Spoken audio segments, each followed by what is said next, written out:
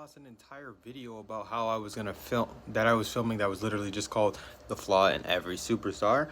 It was a pretty alright video in my opinion. I talked about a lot of things that I wanted to talk about.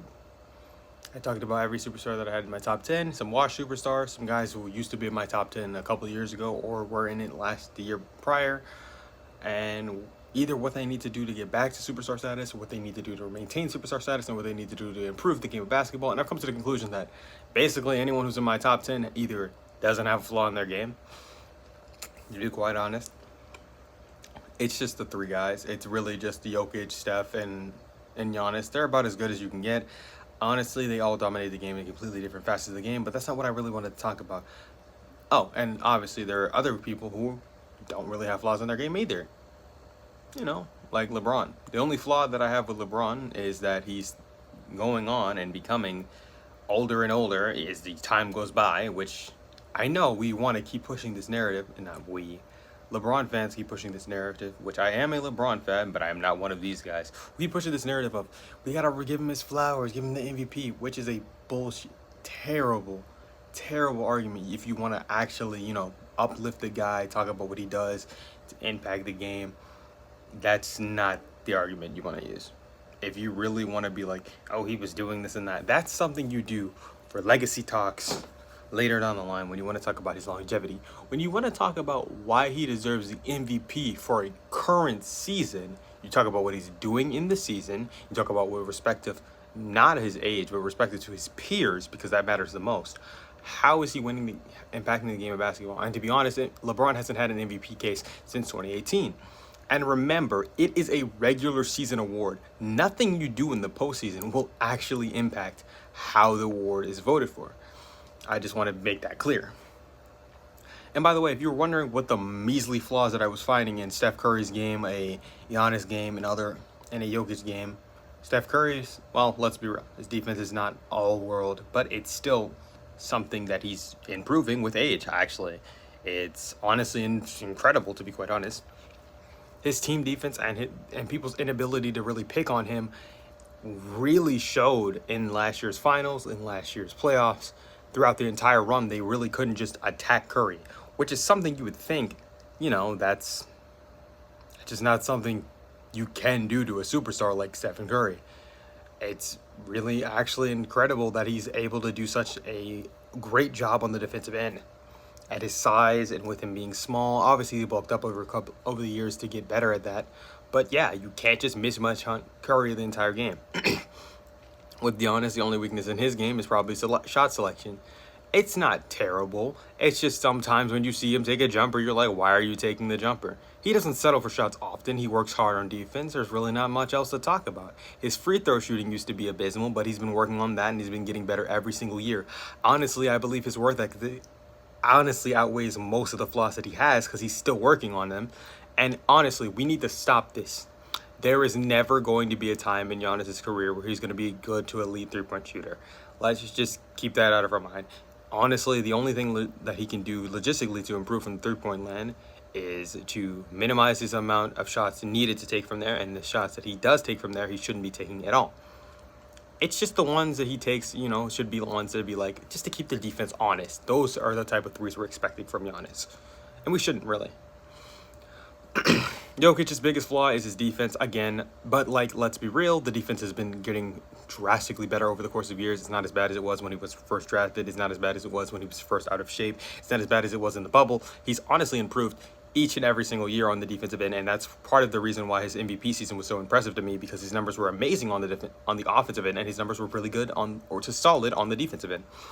And again, I'm not going to pull up the numbers because that's not what this channel is about, but we can talk about the next player on the list, Kevin Durant. Kevin Durant is someone in the original video, I had last on the list. But honestly, since I had to re-record it, and I've been talking about this topic for days now, it's been bothering me that it didn't get uploaded already, and that I messed that up. But it's true to Kevin Durant's game. Kevin Durant's game is just a tad overrated at 6 different things. Ball handling is a bit overrated. I mean, it's still fine to good, sometimes even great, but yeah, that's a bit overrated. His three-point shooting is not all world. It's not the greatest thing of all time. His scoring versatility is great, but let's not get it twisted. Most of his shots are good because they're mid-range shots that he's really crafted his game around. He's a threat to space the floor, no doubt, but when he's pulling up for a three, that's not exactly one of his best shots. One of the best things he did in Golden State was play off the ball. And later on in his career, now that he's more ball handlers, he's still playing off the ball pretty well, but I still think right now his on-ball talents are better than what they used to be. And I only mean that because his off-ball talents seem to just, you know, they're not the same as that they used to be. And I think that you could say it's not playing with Stephen Curry anymore, but it's also he's not really looking to play off the ball as much as, and crazy as it sounds, because I've seen KD play passively in the past few years, you know, to allow the other guys to get their shots, but that seemed like well, I have to do it, instead of I'm doing it because it's whatever, bro. I'm still getting my shots, still being efficient. His efficiency is a tad overrated, but that's really it. Kevin Durant's defense is not going to wow me anytime soon, but if he can play defense, I mean, I'd like to see it in the playoffs, all right? And yeah, Kevin Durant's biggest weakness, to be quite honest, since I haven't really addressed it, is his playmaking. It's just a tad overrated at times. That's kind of it. There's a reason I don't think he's ever been the best offensive player of all time, and I don't think he'll ever will be at this rate. I mean, that's case is pretty much close. All right, the next player that on the list that I had to talk about that took the most amount of time in the video that I last recorded was Jason Tatum. Oh my God, are there so many things wrong with his game? And I don't mean that in a severely negative way. It's honestly impressive that he's this high with the amount of flaws that he currently has in his game. But here are the big ones. Lack of aggression. Taking me fouls. Although I think they're overblown, as many commentators will say, I'd rather him get the take me foul, right? You know, and not let someone score in transition than just allow it. Especially since the teams that he would be allowing to score in transition when they were making these comments and calls were like teams that thrived in transition. I'd rather you get the take me foul on Miami and stop their transition. I'd rather you get the take me foul on Golden State in the finals when most of their offense was started through the transition and not having the Boston Celtics defense set. I think that was fine. My problem with Jason Tatum, and the biggest flaw is, well, his defense is a tad overrated, but that's so minor. That's something you only know if you really are watching Jason Tatum, but like that's it. And he's more of a team defender than I think any of the other players that are just all-world defense on this list are, really, but that's it. The weakness with Jason Tatum is, again, his aggressiveness. When Jason Tatum is cold, first of all, he just stays cold. I've never watched a Jason Tatum game. I have never watched a Jason Tatum game where I've seen him be cold and then get back to being hot or go really nuclear very quickly. A lot of stars can do that. Unfortunately, Jason Tatum is just not one of them yet. I don't know why. It's just he doesn't get hot very quickly. Again, I think that has to do with his lack of aggression too. When he's cold, he doesn't really drive as often, which is a huge issue within itself.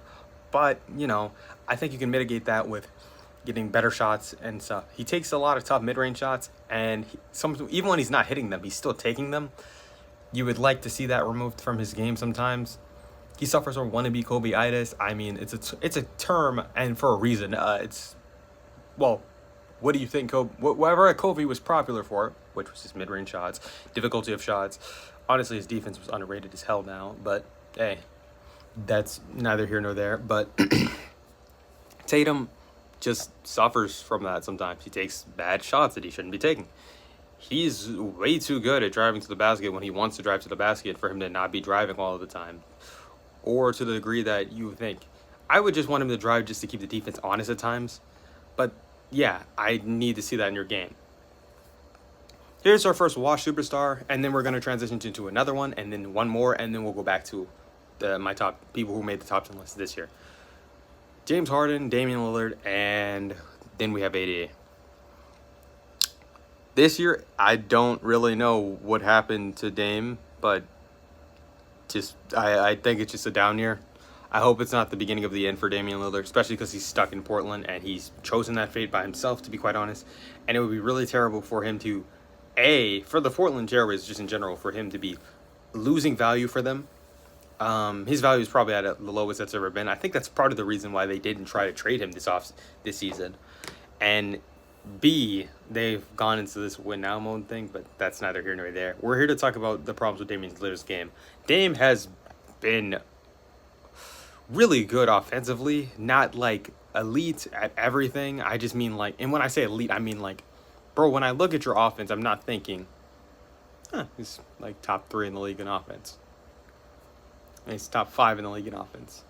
I've never really seen that with Dame in the last 3 years because like we have guys like KD, we got guys like Steph, honestly Giannis with his efficiency, Jokic, you see what I'm getting at. Dame has not been like that. Also, pardon the shaky cam, but I'm switching hands because I'm not recording at a desk. You can clearly tell that I'm recording on the stairs. If I was recording on a desk, it'd be different. But anyway, Dame's efficiency, his defense is not that good. It's better than a lot of other guards that have similar issues to their games like him, but that's it. That's kind of it. He just wasn't good last year offensively, so it just didn't feel like he was a superstar. I don't think he's washed quite yet, but he might be. Harden. Okay, so let's honestly, all of the problems with Harden's game, now stem from back when he was actually a superstar. The lack of versatility in Harden's game, the lack of a mid-range, and I mean like a pull-up mid-range, a post-game. A lot of shooting guards have that in their bags, and just traditionally all-time great shooting guards would have it, but James Harden just, I'm not going to say he never had it, but he just fizzled it out of his game the more he got engrossed in the D'Antoni system. So you don't see that from him anymore, so that limits the versatility. Foul baiting, but that's overblown and not as bad as the media makes you think it is, but it is still a part of his game. So those are his weaknesses. Honestly, his defense has gotten better in the years to come, but like that's about it. Yeah, that's the James Harden segment. Again, it was going to be longer in my in-depth video, but that's it. Who did I say I'd talk about? Anthony Davis. Anthony Davis was, and this is going to tie into my Joel Embiid point. Availability is his biggest problem.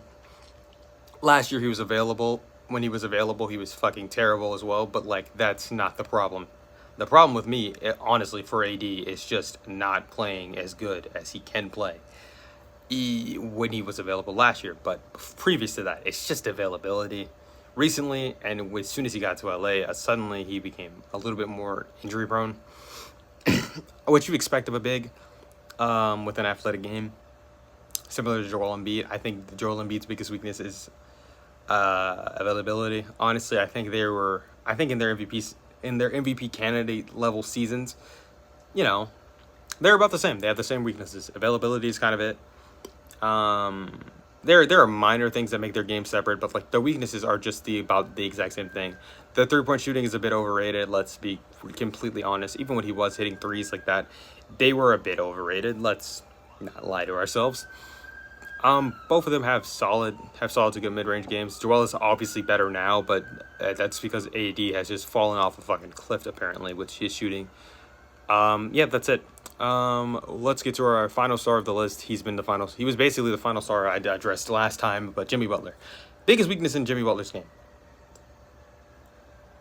Mind you, I have a Heat fan brother upstairs and a Portland fan in my house, so I'm really trying to keep them at bay when I'm talking about their teams, their fan bases, and everything else. But I'm going to address Jimmy Butler very quickly. Jimmy Butler has strong strengths are getting to the free throw line, all of that stuff. He does better in the playoffs. So what could I possibly think is his weakness? What have we seen him practicing recently? Besides the hair extensions, besides that, yeah, what have we seen him practicing recently? His 3-point shooting. That has always been the issue with his game. That's it. Plays really good. I love his motor. Honestly, players with great motors in the top 10, almost every superstar has a really great motor, but some of them have different motors than others. And Jimmy Butler has the best motor in the league, in my opinion, from a superstar perspective. There are obviously going to be some scrappier guys who are just like, get a bucket, blah, blah, get a stop, those guys. But you typically don't really see that from superstars unless they're up at the upper echelon. Or they're, one of those guys who's fighting to be a superstar, really fighting hard and whatnot. But opposed from that, that's it. His weakness is, without a doubt, just his perimeter shooting. That's it. Anyway, this has been a 14-minute long recording. If you like the video, and this is the briefer version of it.